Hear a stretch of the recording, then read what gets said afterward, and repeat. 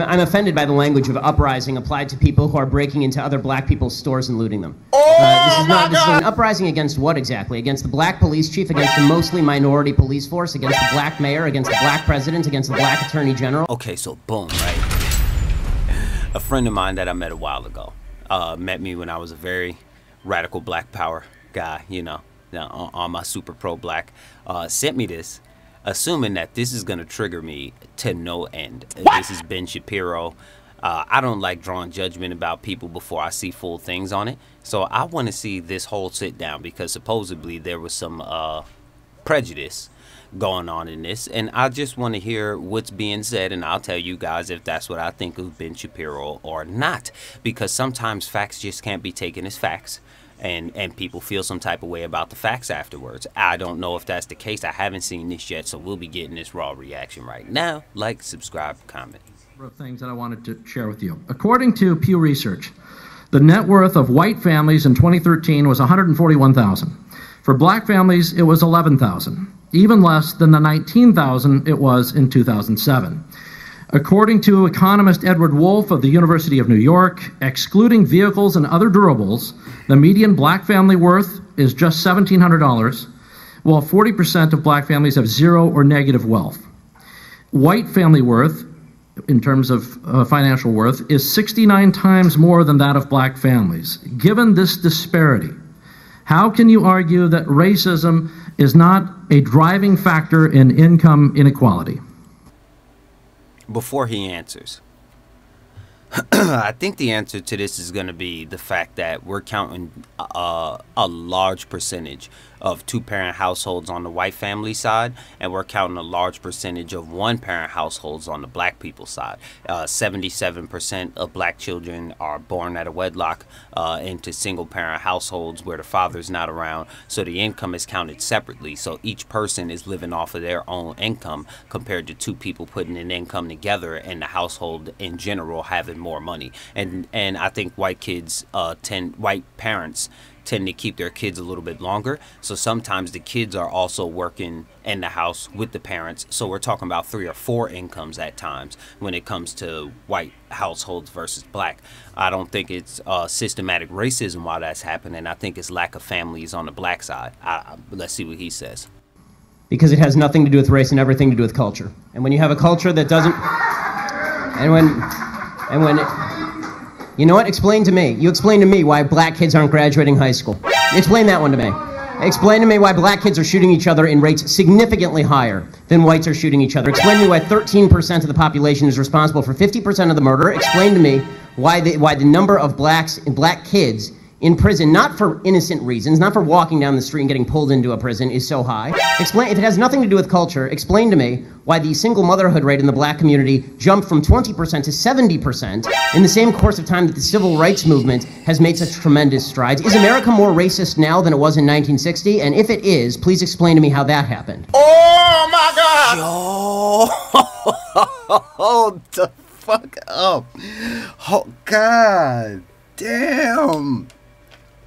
Who this nigga again?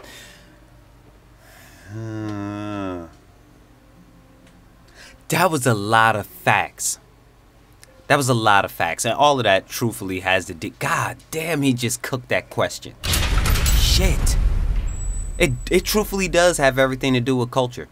We come from a very dusty culture, a very non-progressive culture, and by progressive, I'm not talking about that weird political shit that you guys are talking about. I'm talking progression as in leveling up, building families, starting corporations, that building right there. That's the kind of progression that I'm talking about. I don't know what those political terms are. That was a lot of facts, and that's true. I have to see how they responded to this. You know, 10 years ago, fuck 10 years ago, 5 years ago, I'd have heard him say this, and I'd have been like, who does Pilgrim think he talking to? Like, ain't no way he just gonna say that about black people, and I don't feel some type of way about it.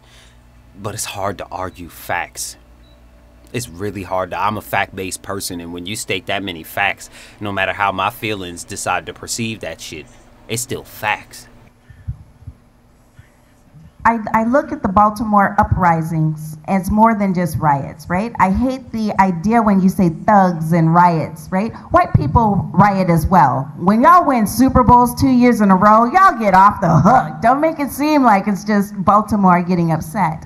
So my 30-second answer is I feel the frustration of what's happening in the community, and I think it's a symptom. The uprisings are a symptom of a pressure that's been unaddressed for too long.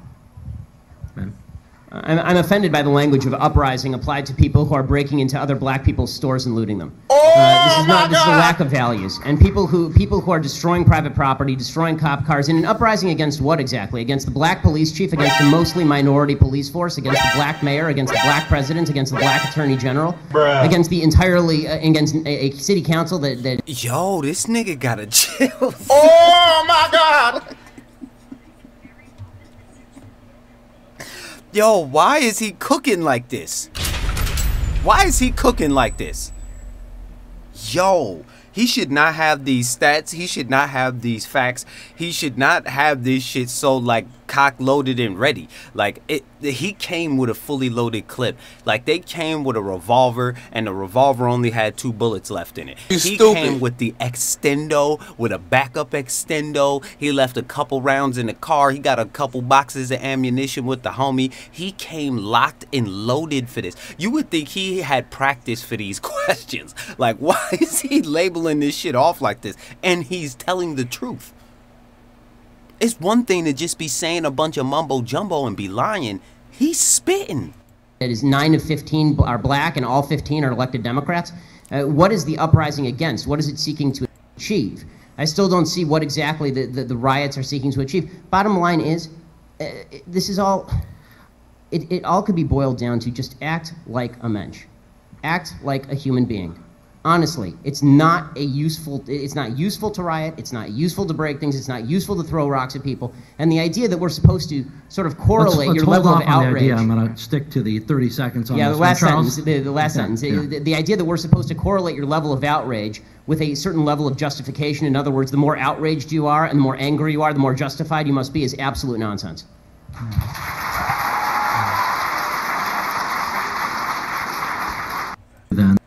I can understand that. Since the issue of disparity has come up a number of times, when does disparity not indicate racism?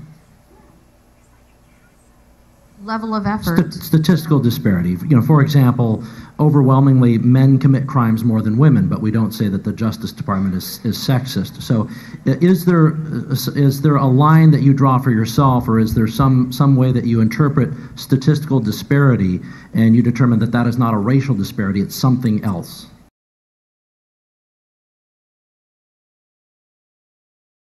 Did them niggas just not answer? Did them niggas just...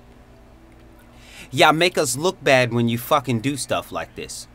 You make us look terrible when you get up there and you just don't tell the brutal and the honest truth, because it makes it look like we're complaining to no avail. It makes it seem like we want to fight, but there's no ending to the fight. Like when they take the one thing that you have away and you have to decide to just be completely honest with a situation, you just pipe down and you have nothing to say. When the Ben Shapiro guy, when he just said something, y'all had nothing to say. When the host just posed a question to you two, you had nothing to say.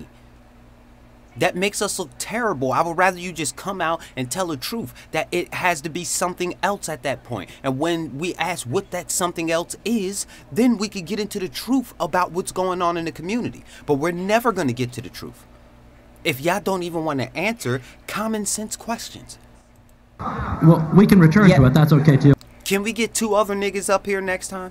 Please and thank you. Get a different brother and a different sister up here that want to be honest and answer questions. You got us looking crazy right now. They clapping because you just got shut down, fired, done. Violation, done. Ben, did you want to... Yes, it's called evidence... Got this nigga sweating and shit. ...of racism. When there is no evidence of racism, it's probably not racism. When there is actual evidence of racism, it's probably racism. And the fact that everybody jumps from there's inequality and therefore there is inequity, just because there's inequality does not mean there was inequity. But there has to be racism. You can't say there's no racism. Without evidence? No. I'm just saying that I don't know which animal. Maybe we're talking about dogs or something. I'm talking about human beings, and I'm like, human beings are most likely going to have racial prejudices. I'm just so sorry. Okay. I'm just so sorry. I don't know. I come from planet Earth. Charles, I want to ask you a question. So your default is that when there is no evidence, racism is the deciding factor. That is no, I was not saying that. I'm just saying that, that you're going to have sexists, you're going to have racists, you're going to have all this stuff. I mean, I'm just saying that... I agree it exists, but the problem that I'm seeing, and this is the problem with the general conversation, is that there's no solution in simply saying there's racism out there. How does that solve anything? I mean, when you talk about there's institutional racism, what does that mean? Show me a law that is racist in intent, and we will agree. Show me a police officer who commits a racist act, like we saw in South Carolina, right, where a police officer shot a black man running away, and it was obviously unjustified, and I will agree. But you need, the idea that you can craft a narrative based on no racism because it just must be somewhere out there in the ether, that doesn't solve problems for anybody and creates more problems for people because now they grow up in a milieu and an environment where they are told that every obstacle they face is from some shadowy, nameless, faceless group who is out to get them simply because of the color of their skin. They'll never succeed in that environment.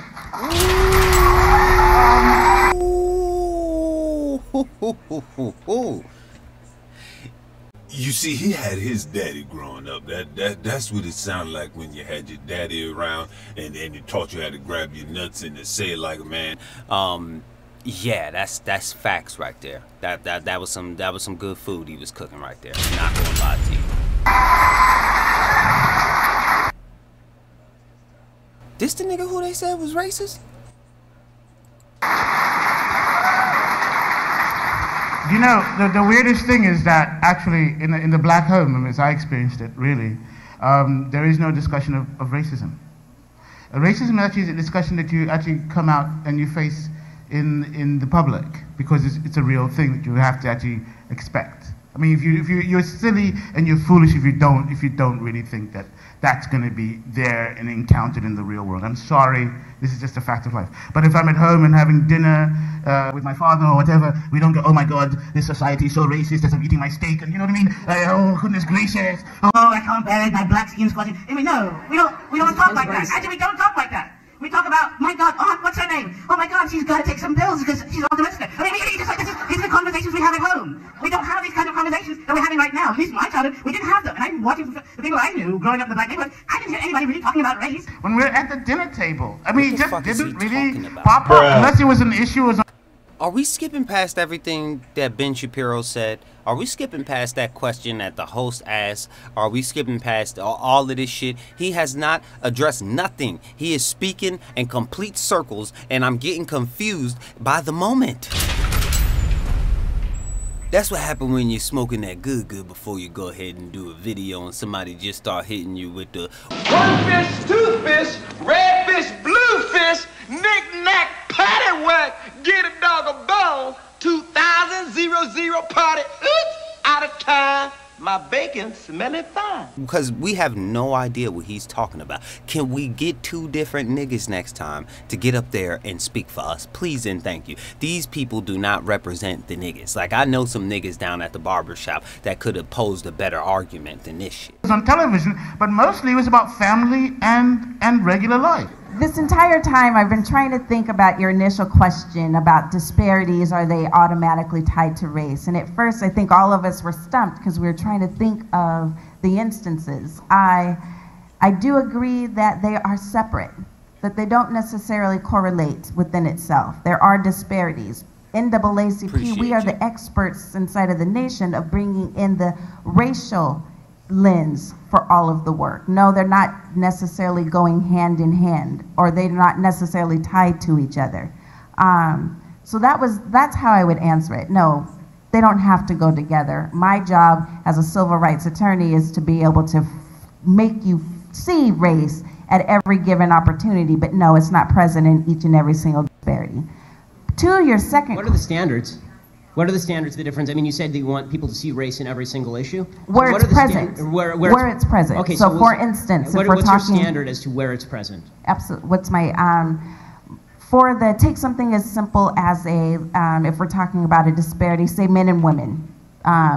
My job would be to show what does that look like when you have women from a different group, communities of color. What does it look like when we're talking about a woman who's working or stuck in a minimum wage job, not as a starter, but for her career? Right. No, I guess the what does question that I'm look asking like? more And so we specifically. bring in the racial dynamic of Right. how that affects. No, I understand And that. always cross in the green, never in between. Honorable Elijah Muhammad Ali. No, I understand that. The question that I'm asking is, when do you decide something racist?